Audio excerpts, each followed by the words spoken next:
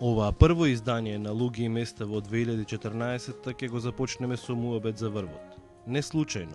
Во месец мај минатата година академската сликарка Илина Арсова стана првата македонка која успеа да се искачи на покривот на светот. Таа е дел од малкуте припаднички на понежниот пол кои успеале во тоа.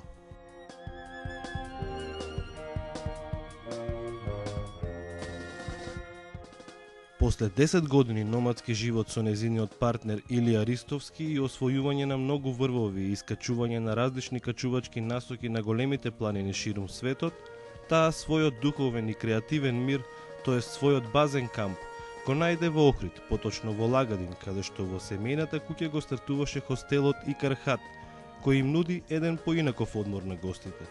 Развивањето активен туризам со можност за алпинизам, планинарење, летање со параглајдер, кајак, сликање е новиот предизвик за првата македонка која застана на врвот на светот. И како што вели самата, наместо веднаш после враќањето да замине на искачување на нов врв, екзистенцијата, но и потребата од помирно опкружување ја довело овде, во Лагадин. После номадскиот живот, овде е мојот дом сега, вели Илина.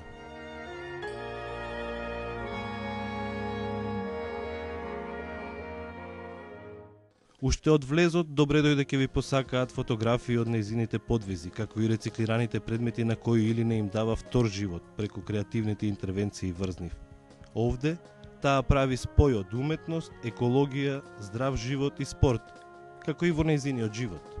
Веднаш после враќањето од Еверест,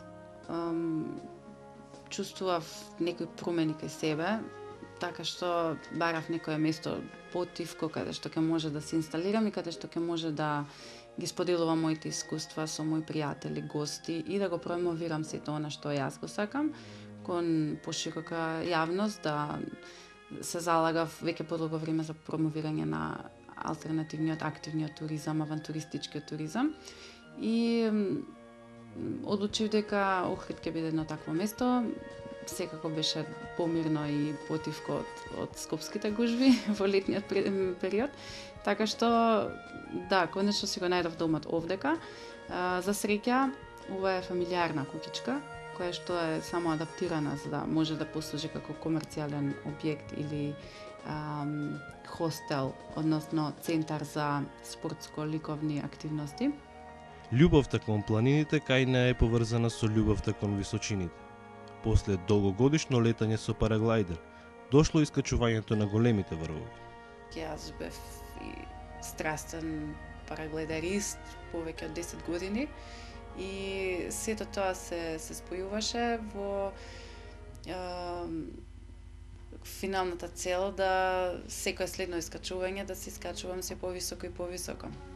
Не само планините, не само височината, него и целото опкружување е тоа што ме ранеше инспиративно и како ликовен уметник и се повеќе време сакав да поминувам во планини. За прв пат 2006 година се качив на Монблан како моја прва планина над 3-4000 метри, односно нели највисока на алпскиот масив во Западна Европа и потоа се зголемуваше желбата секое следно искачување да биде што повисоко. Морам да признам дека Монт Еверест како највисока планина, највисок врв на светот, допред само 3 години ми се чинеше многу далечна и многу недостижна цел. Но првото одење на Хималаите, каде со Илија го искачивме врвот Ама Даблам и оттаму и одблизу го видовме Монт Еверест, некако уште повеќе го зголеми интензитетот и желбата тоа да биде следната дестинација. Таа и нејзиниот партнер Илија Ристовски во последните 10 години се искачиле на многу врвови ширум светот, при тоа реализирајќи 1 до 2 поголеми експедиции годишно. На експедицијата на Еверест требало да одат двајцата, но немањето средства било пресудно да оди само Илина. За прв пат на 5000 метри се најдов некаде 2008 година или 2009 година во Кина, кога за прв пат можевме да ги допреме повисоките планини. Потоа успеси на некој начин или резултати кои што се и од национално значење би ги издвоила 2010 кога се искачев на Конкагва, повторно како прва жена од Македонија, која што воопшто била на таа висина од близу 7000 метри.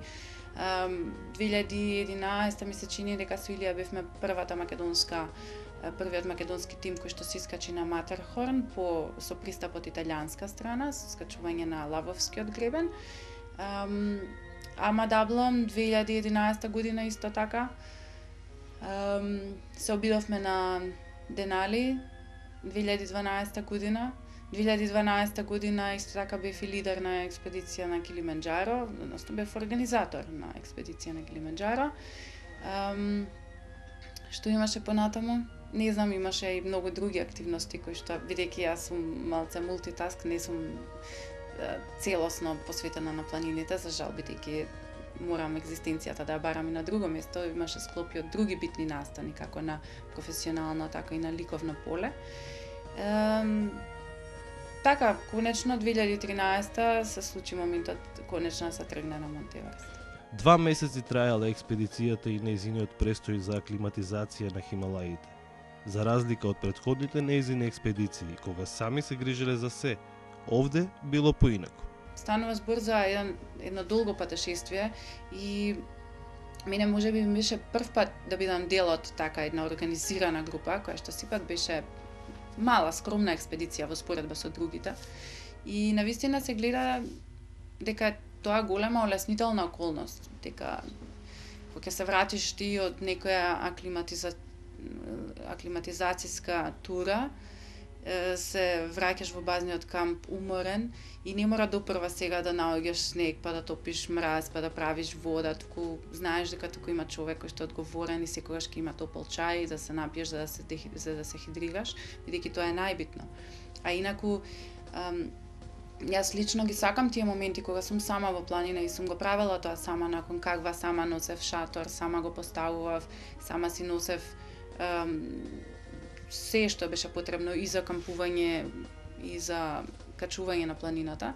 Но за Еверест не сакав да ризикувам, бидејќи стануваше збори за една огромна инвестиција. Сакав да биде секако што треба, за да можам јас да заштедам енергија, за да ме послужи да дојдам до врвот. Секако, кога повторно би одела на 8000 метри, можеби би се обидела и повеќе во собствена режија тоа да го направам, но за Монт Еверест не сакав да ризикувам, тоа беше сепак моја прва планина над 8000 метри.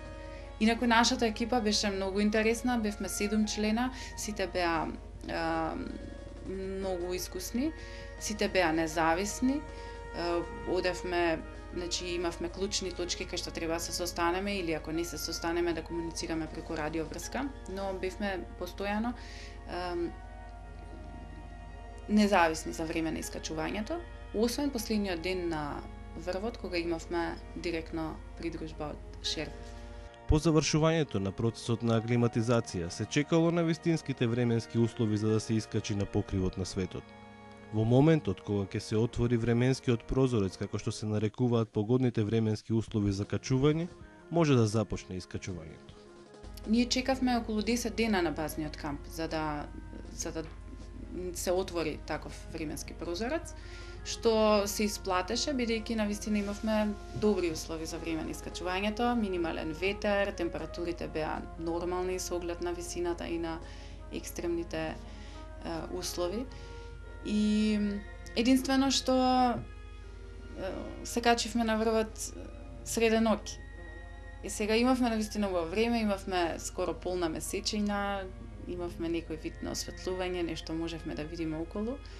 Но во главно изгре сонцето го дочекавме на слегување надоле.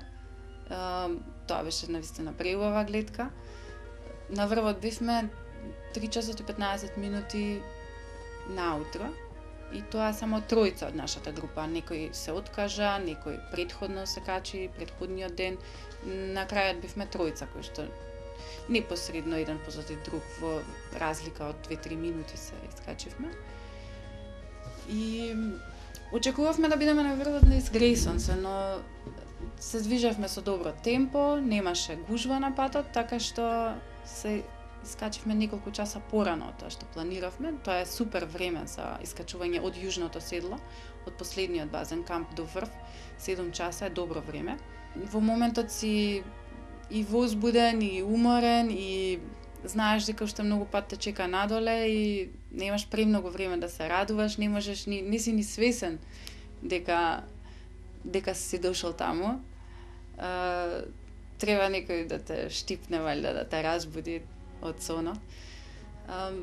Така измешани чувства се, да, секако размислуваш на своите драги, размислуваш на сега веќе не ми текнува на што, само знам дека тоа беше тоа. Бидна врвот, што туку се качив на врвот на светот. Интересен беше моментот кога воспоставиш радио врска со одговорниот на базниот камп, дека сме на врвот. Праша Илина, каде си? Па на врвот на светот, нема погоре каде да се оди. Така, тоа беше убав момент. И дури потоа ти станува јасно кога ќе се симнеш малку пониско, кога ќе дојдеш пак до кампот каде што има луѓе, каде што ќе почне конверзација, кој како поминал. Тогаш веќе ти станува јасно дека сме се качиле. И сега, после половина година од овој неизин подвиг, кога ќе погледне наназад, се сеќава дека токму собирањето средства за експедицијата бил најмачниот неизин дел. Дел кој за жал се уште трае, вели искрено Илина. Тоа е и една од причините поради кои таа сега живее во Охрид, покрај потребата од духовен и креативен мир. Од екзистенциони причини морав да најдам нешто што ќе можам да го правам, бидејќи се качив на врвот како национална хероина, се сликав со сите и сега што? Значи, сум се качила, сум се вратила, во долгови сум до гуша, допрва треба да се раздолжувам и допрва треба да најдам начин како ќе преживувам понатаму. Нормално моите желби се да одам веднаш да заминам на некоја следна експедиција. Но процесот на собирање средства низ кој што поминав, кога поминав и многу разочарувања, не можев повторно да си го повторам и дури реков дека се додека не дадам мои лични средства, можеби дури ќе се откажам од големите врвови, само да не го поминувам сето тоа уште еднаш. Од сите работи кои што сум ги работела во животов, мислам дека тоа беше најмачната работа што сум ја правела.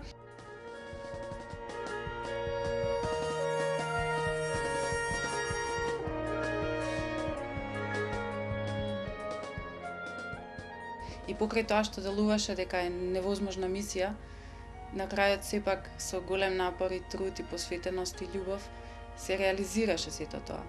И тоа сакам и да го пренесам до сите, да им биде еден вид мотив да не се откажуваат и да се борат кон своите цели. Оваа порака на првата македонка која се искачи на врвот на светот нека биде наша новогодишна честитка за вас. Се гледаме за точно 7 дена, кај некои други луѓе, на некое друго место.